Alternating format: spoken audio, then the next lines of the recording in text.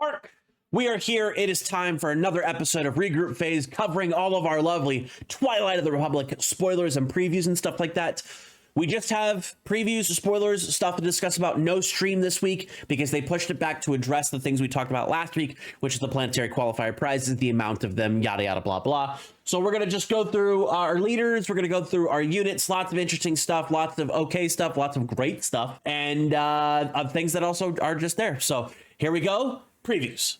Our first preview technically was a preview from last week, but because it was showcased on Sunday and I try to cover Sunday to Saturday for previews, our first preview comes by way of Ice Cave Radio over on YouTube. Link in the description below to their whole video covering this card. They also built a deck featuring this card, which is very interesting way of doing a preview for a card. We're going to go right into this. It's a command card. There's some interesting things about it, some interesting situations. We'll talk about it as we get into it. We have here Commander Cody commanding the 212, a 5-cost command ground unit, 4 power, 4 health, Republic clone trooper. He has Overwhelm, and his coordinate ability is each other friendly unit gets +1/+1 and gains Overwhelm. This is an uncommon, number 114 out of 257 in TWI. No heroism aspect, so you can play this in your command decks, whether it's command heroism or command villainy. The fact that the coordinate has no restriction other than friendly unit is actually pretty good. Cody is a 2-part card, a good part and a bad part. Let's go over the good part. The coordinate, I think, is actually excellent for a coordinate ability. It's not just a stat, it's not just a keyword, it's both. And it's everything but the Cody himself. So you can give all your other friendly units +1/+1 and Overwhelm, whether that's other droids if you're playing villainy, other clones if you're playing heroism, other units just in general. This is kind of like the antithesis to Leader Maul, where that just gives everything Overwhelm. This will give everything you have Overwhelm and +1/+1 if you have 2 other units, not including Cody, 3 units total with Cody. So there's that. The problem for me with Cody is his Overwhelm and his stats. Him having Overwhelm is not really that big of an issue, but with these stats, it's almost worthless, because unless your opponent has a unit that has low attack and low health on the board, this is likely never actually overwhelming anything unless you give it a big old pump and you're willing to sacrifice the coordinate. A 4/4 for 5 is very middling. This is almost space unit stats. And I understand that this guy's stacked up, he's chonked up with abilities, but the only ability that really matters is the coordinate, and he is very susceptible to basically every form of removal. You can open fire this, you can waylay this, you can eliminate this with another card we'll talk about later, not immediately, but further down the line. You can evacuate this, you can exhaust him, but that doesn't remove him off the board, but it does make it so that he can't attack. You can force choke him, you can take down him. There's a whole bunch of cheap ways of being able to remove Cody for less cost than what Cody himself cost. I think that this easily could have been a 2/6, a 2/7, a 0/8, something. Cody himself doesn't need to be somebody that's out there attacking. You could remove the Overwhelm off of him and just have coordinate itself be his beneficial effect. He's a guy who sits there, you can see him blasting, but we don't see him in too much direct combat. As a clone commander, he's just making sure everybody else is doing what they're supposed to be doing, right? So Cody is a 4/4. This is Callus stats, except Callus wants to be attacking because you get to draw cards from him when he defeats, or when anything defeats a unique unit. Cody does not want to be attacking because he wants to be able to keep that coordinate ability on the board at all times. I think this is a significant design error, and while there are things that can pump his health, there's a leader we're going to see later that can pump his health. Yularen can't pump him because he's not a heroism unit. You can throw an upgrade on him, but now you're spending more things to add things to Cody to try to make him viable when Cody should be viable on his own. As a limited piece, uncommon, so you're not going to see him all that often, but that he does actually work very well because you're going to be able to keep your units on the board. But in terms of a constructed piece, a build around piece, this is not. And I think the coordinate ability is good, but the overall card is not. Next up, FFG Socials, link in the description below, gave us a heroism card. And this is actually one of the first heroism cards that I think is going to be very solid for decks in this set, outside of Yularen, who's just kind of universally good as a heroism card. This is the first heroism exclusive card. We have here Sword and Shield Maneuver, almost said Master, that would have been weird. A 2-cost Heroism Jedi Republic Tactic event. Give each friendly trooper unit raid 1 for this phase. Give each friendly Jedi unit Sentinel for this phase. This is an uncommon number 250 out of 257 in TWI. Love the art here, love seeing the clones, all kinds of cool stuff. Sword and Shield Maneuver is cool for a couple different reasons. If you're having a mixed deck, this is probably going to be one of the best cards you can throw into it. Giving your troopers raid so they can continue attacking and deal extra damage is really good. Giving your Jedi Sentinel so they can protect your troopers so that your troopers can continue attacking is also going to be good. But if your deck is basically just Jedi, this is still pretty good because it can protect your base from being attacked when your opponent has to go through all of those Sentinels for that specific phase, depending on how many Jedi you have on the board. If this is just for troopers, it's cheap enough that you can do it, and even if your opponent clears a couple of troopers off the board, so long as you have a massive, I would even say 2 troopers that are able to get their attacks through, this is a pretty decent card for that strategy. Me personally, I'd probably run this as a 3 of in any clone trooper deck that I would want to run, because theoretically you should be able to get a lot of them on the board, and potentially you can protect them with things like Yularen. So if you have Yularen on the board, you do a couple of clone trooper creators, you can then throw Sword and Shield Maneuver down and hope those troopers can get through, because you'll have protection from big board wipes like Bloodsport, but not necessarily from Bombing Run. But overall, I think this card has a fun amount of utility to it. It's low cost enough that it's not going to impact your game plan if your opponent screws your board, and you still have room to be able to do other things outside of it. And Jedi, they're fairly beefy. They've got some big health. You can give them Sentinel, and it does make it more difficult for your opponent to chew through your forces that way. Next up, we have a funky character from a funky era in Star Wars Unlimited coming by way of Unplayable. Link in the description below to their preview. Let's check out Mr. Bones, I Performed Violence. This is a 1-cost double aggression ground unit, 3 power, 1 health, fringe droid traits. On attack, if you have no cards in your hand, you may deal 3 damage to a ground unit. So this is a rare number 154 out of 257 in TWI. Double aggression decks get a big, not a big power boost, but an interesting power boost by having another 1-cost 3/1. Originally, Villainy only had access to the Death Star Stormtrooper, and if you were running Cunning, you had Greedo. But with double aggression, you get this guy. Mr. Bones comes down 1-cost 3/1. Pretty good. His on attack is very good for Kylo Ren decks, because you're trying to make it so that you have no cards in hand. So when your Kylo Ren comes down and is able to hit for full power, you can do so. And then you do a Mr. Bones attack to help you clear out a troublesome ground unit. You do a Kylo Ren attack to be able to blow up your opponent's base, and all things are good and happy. This is a very easy card to evaluate. It's good in very specific circumstances and situations, not so much in others. I think this probably still sees play in any double aggression deck, because it is a 1-cost 3/1, and 1-costs are very good for those types of decks that want to just go, go, go, go, go. You can ready this with Keep Fighting if you want. You can ready this with Aggression if you want. But ultimately, this is probably going to stick to either strategies that really want to see droids and power them up, or Kylo Ren. Next up, our preview comes by way of Darth Players, an Italian content creation team over on YouTube. Link to their video in the description below. We have a Cunning unit that has Exploit. It is a Separatist. This is actually a fairly fun tech piece. We have here Geonosis Patrol Fighter. This is a 5-cost Cunning space unit. 3 power, 2 health, Separatist vehicle, and fighter traits. Exploit 2, so this can go all the way down to a 1-cost. When played, you may return a non-leader unit that costs 3 or less to its owner's hand. This is a common, number 215 out of 257 in TWI. This is a fun card. It's a mini Waylay on a stick. And mini Waylay, I mean, because it doesn't actually eliminate anything. It can only eliminate something that's 3 or less, but that can still be pretty good. Get rid of one of your opponent's tokens. It evaporates because tokens can't be in the hand, token unit specifically. Get rid of something that your opponent is Troublesome Sentinel for the phase if your opponent's out of resources, or something that temporarily has a buff, you can flop it back. Anything that's got upgrades on it that the unit itself costs 3 or less, flip it back. You're never going to pay 5 for this, because that's not a good cost analysis. But even sacrificing 1 unit to drop it down to 3, you get a 3-cost, effectively 3/2 in space, which is not great stats, but okay. But it's one play that allows you to return one of those non-leader units back to their owner's hand. A fun combo, and props to Smurl over on Discord for this combination. This is actually a very good triple dark raid target. Now, you wouldn't normally think it, because it is exactly 5 cost, it doesn't have great stats, but the fact that this can come in without having to exploit it, you return one of your opponent's units back to their hand, or yours if you need to save something of yours that's dying. You can attack into it, then this comes back to your hand. You can then exploit your units the next round to bring this back in and return another thing, whether that's troublesome unit your opponent has or something you need to save on your board side. So I think this is actually a very, very, very good unit. It showcases the utility and the viability of exploit, whereas sometimes with coordinate we're not seeing the same usability and viability in the keyword itself. So Geonosis Patrol Fighter, expect to see a lot of these in cunning decks. I think cunning command villainy is probably going to be a very, very, very strong separatist deck, especially with the things that it's going to be able to do. Exploit, drop troopers, get cool things, and being cunning, you'll have access to Triple Dark Raid, and since separatists have a lot of vehicles, that could be pretty neat.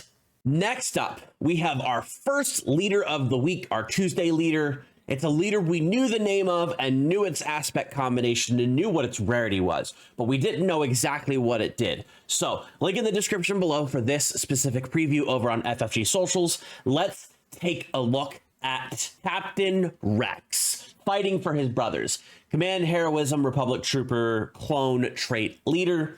As an action for 2 resources and exhausting the leader, if a friendly unit attacks this phase, create a Clone Trooper token. As an epic action, he flips on 5 into a 2/6. He's a rare, number 007 out of 257 in TWI. Captain Rex flip side, all the stuff is the same, except for when deployed, create a Clone Trooper token, and each other friendly trooper unit gets +0/+1. Captain Rex is here. He is here to give you Clone Trooper tokens in a minor, moderate amount based upon what it is. This is likely going to be our Clone Trooper token, or just Clone Trooper in general leader, because it is specifically other friendly trooper units, not trooper token units. I've recorded this section multiple times. Not gonna lie, we're gonna be full face with y'all. I am very disappointed in this leader. There's a lot of little things that add up to make this leader not what I want it to be. It will probably still be the main leader I cover unless another Clone Trooper leader in this set ends up being vastly superior to this in most ways. I've seen some discussions about this card. I've seen some impressions that people have had. There's a lot of combo potential if your board is left uninteracted with, which, as most of us who play the game know, that never ever happens. The couple of things about Captain Rex that bothers me is that his front side has 3 separate costs. You have to pay 2 resources to activate it. You have to exhaust your leader, which is a minor cost, but a cost nonetheless. And then your third cost, which is technically a condition, is you have to attack with a clone trooper, a friendly unit that phase. Realistically, what Rex is telling you is that you want to do your attacks first and then generate more trooper tokens with his ability, but you're also slowing down your own pace of being able to get things out. Sure, this does not cost a card from hand, but because you still have to be able to attack with units in order to be able to get this action on the board, that is going to set you back some amount of resources no matter what, in addition to the cost that Rex himself had. If it was just exhaust the leader and attack with a unit, or pay 2 and exhaust the leader, I think this would be infinitely more playable. Pay 2 and exhaust the leader might be too strong, but at the same time, the development team seems to value clone troopers at more than 2 resources and more than 6 health. We'll go what that second part means here in a minute with a later preview. But ultimately, the front side is very underwhelming to me. Now, the reverse side, the actual text on the card itself, I think is very strong. Being able to just plop a clone trooper out, although I wish it was 2 because his unit does 2, but 1 is fine. That means that if you already have a coordinate effect on the board, your coordinate is now active with Captain Rex deploying 2 units, himself and another token. And then each other friendly trooper unit, it's not Heroism Trooper, it's not Republic Trooper, it's not Trooper Token, it's just Trooper. I think that's one of the best aspects of this because it wasn't so insanely restrictive in what it was. Gets +1 health, so it can protect your board a little bit more. Whereas Yularen is giving your Heroism units +1 health, this is giving your Trooper units. So your units like Heavy and Cody and all those other ones that are not Heroism aspected are actually going to be able to still get the bonus from this. So the text on this, I think, is incredible. The stats on the leader, I think, are very bad. There are other leaders with better stats and better effects that exist. And I understand that people are going to say, oh, this flips into a 4/9. Sure, but it flips into a 4/9 across 2 different units, which are both very easily interacted with. I don't think that Captain Rex is the type of leader that the developers thought he was going to be. I think that there's potentially a possibility that in playtesting, this was much stronger. Either Your other trooper token unit's got +1/+1. He could have deployed 2. He could have been a 3/6. He could have been a 4/6. Or on the other side, the conditions of dropping the token could have been much stronger, or a combination thereof. And as playtesting happened, they just reduce his power a little bit, reduce his power a little bit, reduce his power a little bit, reduce his power a little bit. And I don't think that's a great situation for a character that a lot of people are really going to enjoy, myself included. I understand that this section is a little bit longer, but it's a leader, and there's a lot of feelings that are happening in here. I've done some math on this. I've done a couple of different tactical approaches to the way that this character is run. I think command aggression is probably going to be the clone trooper strategy because you do have a lot of good clones in both command and aggression, but I don't know that this deck is going to be viable. However, with that said, I want people to break this. I want people to make this the best leader coming out of set 3, specifically because I don't think he's even close. We'll talk about this later, but in the comments below, let me know what you think Rex is going to be in the future of set 3. If you think he's that good, explain why. If you think he's going to break the meta in half, showcase why that's going to happen. I'm going to try to do the same thing. I just have less faith than others do in this being a solid leader. The showcase will probably be pretty banger. I'll definitely try to pick that up, especially considering the fact if it drops its value, like I think it probably will, based upon the viability of this unit itself or this leader itself. There's some other stuff. Again, I know the set's not complete. It's early to make a prediction, but based upon the leader's abilities by himself and potential small combo lines with other cards we've already seen, I just don't see it yet. Next up, we have a preview from Rebel Resource, link in the description below. We have a unit that we've already seen, but this is the heroism version of the same character from the same movie in the same point of time in the same aspect. We have here Enfys Nest, Champion of Justice, a 7-cost Cunning Heroism ground unit, 5 power, 7 health underworld trait. Saboteur, when played and on attack, you may return an enemy non-leader unit with less power than this unit to its owner's hand. This is number, I believe, 198 out of 257. Picture quality is a little low, my apologies. A rare in TWI. Whereas the Enfys Nest we saw in Shadows of the Galaxy was the first appearance of her, or them, technically because you don't know it's a her, right off the bat because you think that they are a villain. This Enfys Nest is the I am trying to save my people from the terrors of Crimson Dawn. And that's pretty cool. I like this actress a lot. She was really cool in Falcon and Winter Soldier. The character seems to be pretty cool. Lots of fun stuff that happens that is involved with this character. Enfys Nest is actually another like mini Waylay type unit where you can effectively, on her deployment for 7, you can return an enemy non-leader unit that has 4 power or less back to their opponent's hand. If you've got any sort of static buffs that are on the board that will buff your units that increase her power, you can then get extra units off the board.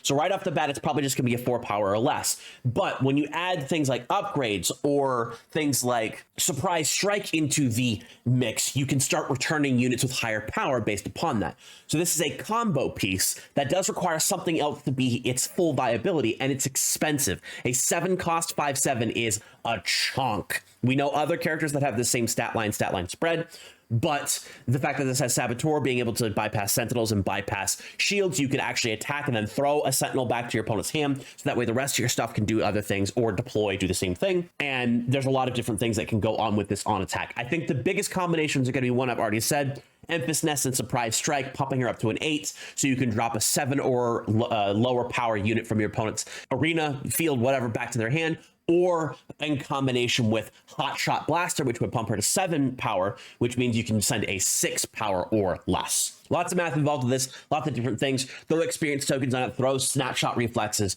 throw whatever you can on Enfys Nest to increase her power, so that way you can start returning back your opponent's units. Beware of opposing on plays. If you send an opponent's Emperor back to their hand because you've buffed this, they're just going to throw this back down and kill your board anyway. Don't do dumb stuff like that. It does say you may, so you do not have to. Otherwise, fantastic card. Next up, by way of unlimited FFG socials, we have our final rare base. It is aggression. It has nothing to do with clone production. We have here Shadow Collective Camp, a 25 health aggression base. When you deploy a leader, draw a card. This is a rare, number 25 out of 257 in TWI. There's already been a lot of comparison between this and Tarkin Town for a good reason, because they're both the same health. They just do different things. Shadow Collective Camp, I actually like that it's Shadow Collective a lot. I'm a big fan of the Shadow Collective.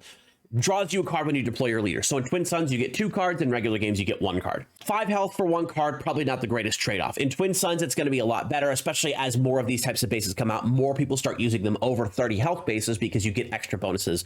I think all 4 of these are going to see a lot of play in Twin Suns because they do cool things. The couple of interesting aspects here is a double aggression deck like Sabine or even Cassian. Maybe not necessarily Cassian because he draws cards anyway, but specifically Sabine would actually like this card a lot because when you deploy her, you get to draw a card and you have more threats to your opponent's base. And because you're going full blitz, I'm going to blow you up. 25 health might actually be okay.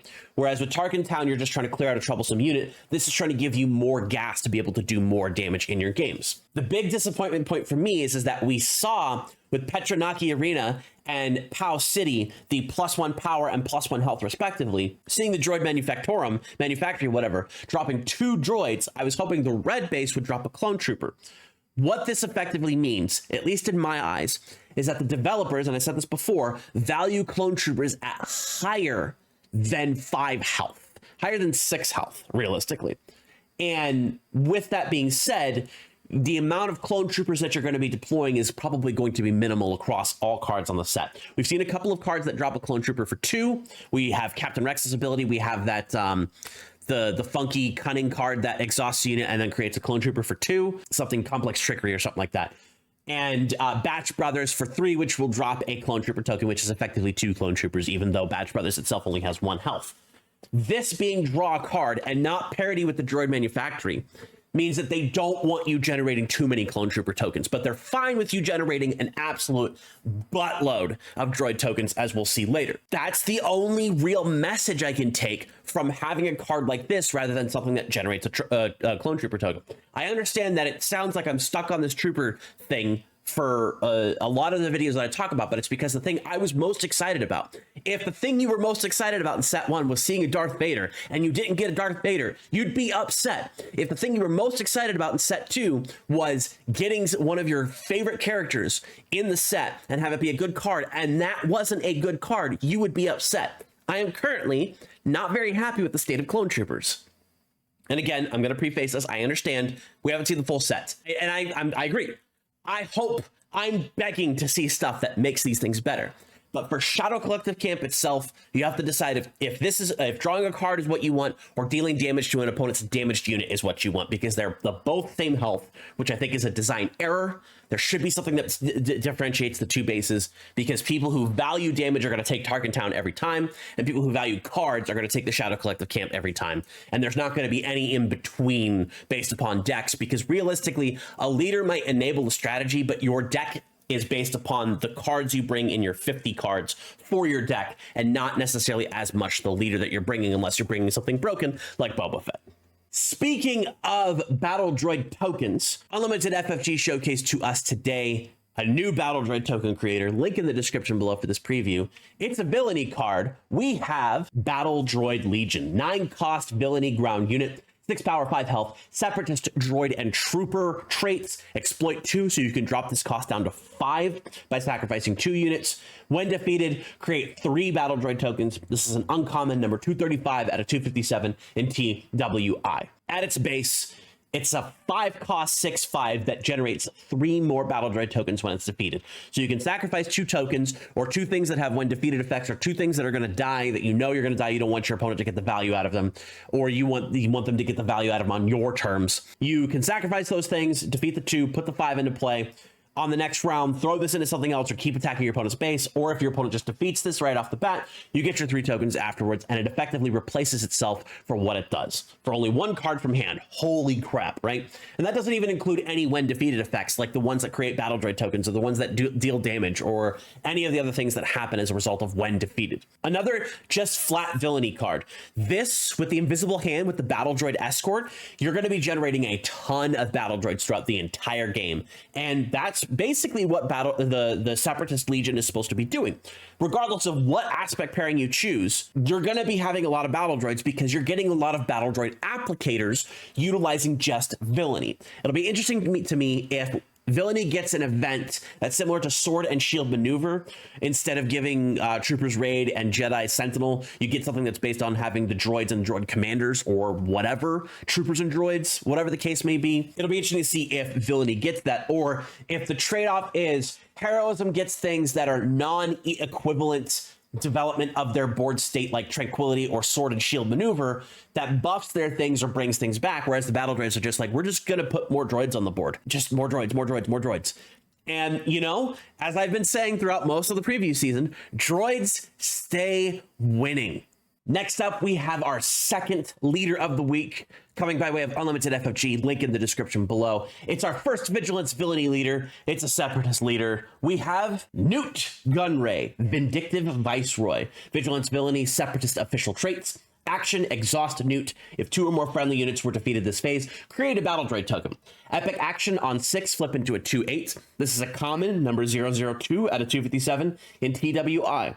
On his flip side, all the normal things. The only other text that he has is on attack, create a battle droid token. Couple of things about this. First thing, him being 002 means that the rare Vigilance Villainy leader is 001. So it should be a name that comes before Nute Gunray. So not Wat Tambor. Overall, Nute Gunray's design is almost exclusively for sealed and draft limited formats, because he's very easy to build around, very easy to just do things and be able to get that advantage. You almost never want to flip Nute.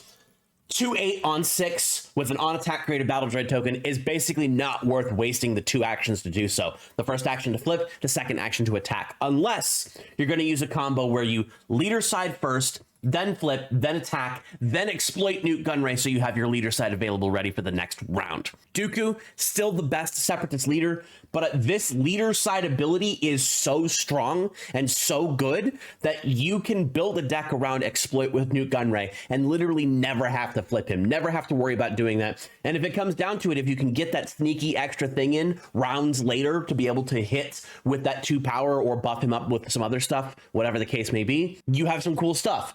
The Invisible Hand does deal damage based upon the number of Separatist units you have on the board when it attacks. So you could flip Nute to be able to do that attack, get an extra battle droid token, then attack with your Invisible Hand and get all those extra pings onto your opponent's base. But ultimately, Nute is supported very heavily by the just flat villainy token creators that we know exist already, plus things that exist in command if you're going to run Vigilance command. Otherwise, you have exploiter options, but you're going to have to run a few more things that you're willing to sacrifice that are not specifically battle droid tokens with this. He is a middling leader overall, but I think, again, his front side is so strong, it might create deck types that are very interesting to be able to provide you with the tokens for extra exploits and the payoffs for continuing to exploit utilizing Nute's leader side. And honestly, this is 1,000 times better than Rex's front side. Next up, we have 2 previews coming by way of an awesome Magic the Gathering channel known as Magic Arcanum. Ryan over there on that channel goes through a lot of the storylines of Magic the Gathering, so if you're interested in the lore of that game, really cool place to check it out. Otherwise, for the link to these previews, that is in the description below. 2 cards here that mix very well with the Nute Gunray we just got, as well as some other independent stuff that's pretty decent. So let's check out this first one, which is a vehicle. We have here the Multi-Troop Transport 7 cost Vigilance ground unit, 3 power, 6 health, Separatist vehicle tank. It is exploit 2. On attack, create a battle droid token. This is a common, number 66 out of 257 in TWI. Interestingly enough, not villainy coded. Not entirely sure why some of this stuff ends up being some, like the clones make sense because they can flip both sides, but the droids generally are the bad guy side, quote unquote. But beyond that, it's a 7 cost 3/6, which is not good. But if you could exploit 2 units, it becomes a 3 cost 3/6, which is really good, especially with that big butt that Vigilance likes that we know. And on attack, you create a battle droid token. So if you can throw this in and attack a couple of times, it effectively pays for itself whenever you get those battle droid tokens out. And that's what Nute Gunray wants to do. Like, legitimately, if you have 2 droid tokens on the board, you can exploit this into play. Nute gets you another battle droid, and then on your next turn, you can attack with this and do the cycle all over again by exploiting other things onto the board. I realized when I was initially looking at stuff after the Nute Gunray preview, we only had about 8 units total and 1 event of exploiters. This actually adds to the exploit pile, which brings it up to 9 units and 1 event. I imagine there will be a bunch more, but still, a small smattering of exploits showcasing the true power of what potentially could be coming, which is very interesting in of itself. I like this card a lot. It's really good, definitely playable in Vigilance Separatists. Bada boom. The second preview from Magic Arcanum is another one of them stupid seedy Nemoidians. Let's check out what this one does. We have here Rune Hako, Scheming Second. 2 cost Vigilance Villainy ground unit, 3 power, 2 health, Separatist official. When played, if a friendly unit was defeated this phase, you may give a unit -1/-1 for this phase. This is an uncommon, number 31 out of 257 in TWI. 2 cost, 3/2 is okay. We've seen a lot of those. The when played ability is kind of average. It's a little bit below average. Giving a unit only -1/-1 is not really going to do a whole lot. It does make something 1 point easier to kill, and it also does 1 point less damage on the crackback. You can throw this onto like a Green Squadron A-Wing if one of your units has been defeated in the phase, so that way it only hits for the 2 instead of the 3, or if you attack into it, it does not do any attack crackback. A couple of different things that are available with this card, but ultimately I don't think this is going to see a ton of use because -1/-1 is not a huge amount, unless when that friendly unit was defeated, your opponent had the unit that they attacked that unit with only has 1 health left, and then in which case Rune Hako becomes the obvious choice to play at that time. I imagine this will probably be a sideboard card at most, especially if you know your opponent's going to be attacking into your units as many times as they possibly can, but it is available and an interesting piece of tech for you to use if this is something that you value for your decks. Next up, we have 2 previews coming by way of comicbook.com. Link in the description below. We have an upgrade, we have an event. Let's start with this upgrade. We have Nameless Valor, a 1-cost command upgrade attached to a token unit, specifically a token unit. Attached unit gains Overwhelm, +2/+2. It's a learned trait. This is number 119 out of 257, an uncommon in TWI. Nameless Valor allows you to attach this to either your clone trooper or your battle droid. Allows it to slam into another unit. It does give it +2 power, +2 health. That's actually very good compared to some other things where we've seen a 2 cost, give it +2/+2, but the restriction of token unit means that it's one of the most restrictive upgrades in the entire game because it can only equip to 2 things currently. However, if we get other token units, this could end up seeing more play, especially if those token units have different costs to generate different health and power ratios based upon what they've got. As it stands right here, if you need to get rid of a troublesome unit your opponent has, you can upgrade this onto a clone trooper or a battle droid, slam into it, hopefully do some extra damage with the overwhelm. But given the low power and healths of both the battle droids and the clone troopers, I don't see that happening all that often. This will be an interesting draft card, especially if you can generate a bunch of tokens, but in terms of premier play, I don't think this will see a lot of play. The second card we have here from comicbook.com is another Cunning event. I've been saying droids stay winning, but realistically, the actual situation is Cunning stays winning. We have here, now there are 2 of them, a 3-cost Cunning Trick event. If you control exactly 1 unit, play a non-vehicle unit from your hand that shares a trait with the unit you control. It costs 5 less. This is a legendary number 225 out of 257 in TWI. We've got this art here, which we've seen before, of Sidious and Maul. This is getting out of hand. Now there are 2 of them, yada, yada, blah, blah. This card is actually very interesting and very tricksy, which is definitely why it's called a trick. And it can be used in situations of getting out a bigger unit early or helping your board recover if you've been board wiped or all but one of your units has been taken off the board, because you have to control exactly 1 unit. So if you flip your leader and you have no other units on the board, you can do this. Or if you play a unit on turn 1, a 2-cost turn 1, you can play another unit on turn 2 at 3 cost with 5 total cost or less that shares a trait with that unit you have on the board already. But if your board gets wiped and you have a bunch of resources, you can play a low-cost unit for 2, and then now there are 2 of them to be able to reduce the cost of that by 5, effectively saving you about 3 depending on how much you're paying for it or any other factors thereof. This card is very good. This is absolutely legendary. I would love to open. I think there's going to be a lot of funky decks that end up utilizing this as tech for their deck because it is a Cunning card. It relies mainly on Cunning strategies, but it can be mixed with any other strategy that you have in there. If you're running a Jedi deck that has Force users, you can throw Grogu if you're heroism in your deck in combination with this. That gets you any heroism or neutral 5 cost or less Force units on 3 for the cost of this, and that's pretty good. So a lot of interesting strategies. I think this card's going to see a lot of play. It is legendary. I don't think it's going to be one of those legendaries that skyrockets through in value, but it's going to be a card that will see some use that is good, but won't really be picked up on until someone wins a couple of events with this specific strategy. Our next card comes by way of unlimited FFG socials. This is a big old chunk in space unit. Let's check it out. We have here Malevolence, Grievous's secret weapon, a 9-cost vigilance villainy space unit, 7 power, 7 health, separatist vehicle and capital ship traits, exploit 4, restore 2. When played, give an enemy -4, -0 for this phase. It cannot attack for this phase. This is a rare number 39 out of 257 in TWI. This card is very good. It's not overpowered good, which is good. It is a rare, which is also good. It means that it's gettable, it's obtainable, whereas sometimes legendaries are not so much. And it is also significantly better than bad, which are some of the takes that I've seen on this card specifically so far. However, given the situation, exploit 4 is probably more than you really need. Getting this out for 1 could be a huge swing, especially if you have the extra available units to be able to do that.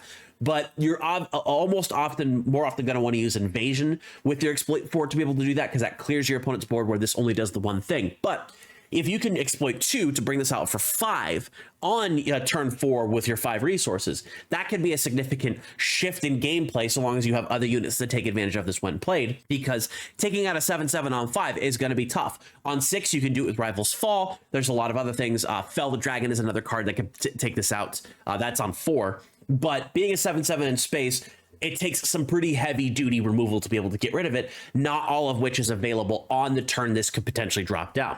And if you exploit 3, it comes down for 3, which is pretty good. You can get this down pretty easily utilizing exploit strategies, and I think this is going to be a bomb card that's going to end up doing a lot of work in games that utilize separatist vigilant strategies. We do have a lot of villainy things that pump out tokens that are sacrificable things. The invisible hand into this goes the resources for invisible hand into 1 cost for malevolence, which can be pretty nasty depending on what you're going for. Lots of different cool, neat little things you can do with malevolence. I'm excited to see what players end up pulling off with this. Might not see play in every deck. It's definitely not going to see play in every deck, but I think any separatist vigilance deck is going to run this, because it can also pump those tokens out or sacrificable units to be able to get this early enough to make it have an impact. Next up, we have a preview from Echo Base Gaming. It's a droid. Link in the description below for their preview. We have Obedient Vanguard, a 1-cost command ground unit, 1 power, 1 health, separatist droid trooper, raid 1, which is neat. When defeated, you may give a trooper unit +2/+2 for this phase. This is a common, number 104 out of 257 in TWI. You're basically paying 1 to drop a 1/1 battle droid token, but it does other things. Being able to attack for 2 for a 1 is not... It's not decent, but for being able to do this with multiple units, that could be pretty good. The when defeated means that you can give a trooper +2/+2 for the phase, which means you can use that attack to be able to knock out something else on your opponent's side of the field, push in damage to your opponent's base, or ward off your opponent from slamming their unit into your units, should that end up being the case. Whether this dies because your opponent attacked, whether you ran this into one of your opponent's units, or you exploited this to be able to get that when defeated effect to do other things. Lots of cool stuff available for Obedient Vanguard. This is not probably something you're going to see in every single command separatist droid deck, but I think that's something that wants to have a lot of troopers on the board. This is a very good card for, and again, limited. This is an all-star in limited because you're going to have lots of troopers, regardless of which aspect you want to play for your deck. So, and because this is not villainy, it goes into anything. So, very interesting strategy, very interesting card. I like it a lot. Our last previews as part of this coverage period come by way of Jedi News. Link to their website in the description below. We have 2 upgrades here. We have a clone upgrade and we have a droid upgrade. Let's start with clone cohort. 2-cost aggression upgrade. Attached unit gains raid 2, and when defeated, create a clone trooper token +0/+0. A supply trait upgrade. 169 out of 257. An uncommon in TWI. Clone cohort here, wow, I cannot say cohort, is okay. if we're having the expectation that a clone trooper token costs 2 and a battle droid trooper token costs 1, which I think the math is actually much different than that, but let's just make the basic assumption. A 2/2 is a 2 cost and a 1/1 is a 1 cost. This effectively gives you raid 2 on a unit and nothing else for the cost of 2, and then when you're defeated you get the clone trooper token. I would have preferred this to create more than 1, or potentially gives like raid 1 and then +1/+1. That might have actually been fairly an interesting space, but it is aggression, which does lead me to believe that they want the support trait for the main clone trooper token strategy to be aggression, and likely the main aspect being command. So command, aggression, heroism for clones, and we'll talk about the droid one here in a minute. I don't like this card. I think it's okay in draft and sealed. It is an uncommon though, so you won't see it all that often. It is a 2-cost clone trooper, and then you get bonuses, but you got to put it onto a unit, and then you're expecting that unit to die, so your opponent can just be like, nah, we're gonna send it back to your hand, or we're gonna just exhaust it down, because the unit gets when defeated, not the upgrade. So if they defeat the upgrade, you're SOL. There's a lot of weak points as it pertains to clone cohort, and it is what it is. So the second preview from Jedi News is the flip side. Still an upgrade, but it's droid stuff. We have Droid Cohort, a 1-cost cunning upgrade. Attached unit gains when defeated, create a battle droid token, +1/+1 supply, trait, upgrade, a common, number 218 out of 257 in TWI. This is another upgrade. I've said it on Twitter a couple of times. Of all the upgrades I've ever seen, this is certainly one of them. I feel this is actually better than the clone trooper one, because you risk less resources and you get a more immediate buff rather than having to pay 2, attack with something, and then defeat it to get the token. You could pay 1, you get +1/+1 as just a static thing, and then the when defeated will create a battle droid token. So you can add this into one of your things that you're trying to slam into one of your opponent's units. You can add this to one of your sentinels. It's still vulnerable to the same things, defeating the upgrade itself, having your unit exhausted, having your units returned back to your hand. However, the side method of getting this is just exploit the thing you put this on.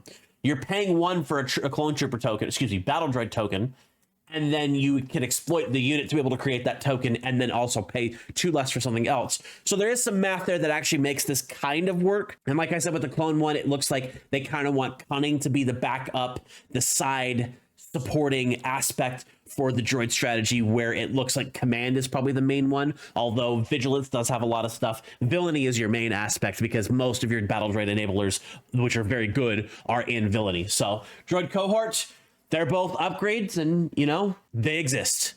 There you have it. Those are our previews for the week. Lots of interesting things to go through. Our Captain Rex leader, which to me, I'm still underwhelmed by it. Our Nute Gunray leader, which to me, I'm still interested in how he's going to shake out. He's got a lot of interesting points. A lot of cool stuff for the Battle Droid side, for the Separatist side, not as much for the Republic side. So I'm actually hoping next week we get a lot more Republic stuff as we compared to what we did for Separatist this week. It'll be interesting to see what our leaders are going to be previewed for next week. I'm still kind of interested to see what the common aggression heroism leader is going to be. I think that might be an interesting breakpoint for the Republic or the good guys, because just some of the other stuff that we've seen. But who knows what's going to happen. We've got lots of stuff coming down. Twilight of the Republic trucks ever on to a November 8th release, I believe it was. November 8th release, which means pre-releases start on the 1st of November. So November is the beginning of the Clone Wars for Star Wars Unlimited players, and it should be fun. Thank you very much, everybody, for joining me this week. I appreciate each and every one of you. Make sure you like and comment on this video. Let me know what your favorite preview was. Let me know what you think of the leaders that we have, all the other different things that are going on here in the comments below. Subscribe to the Star Wars Unlimited YouTube channel for all of your Star Wars Limited needs. I have been Ryback Stun. My nose is clogged, so I'm going to go unclog it. And with that, I will see you in the stars.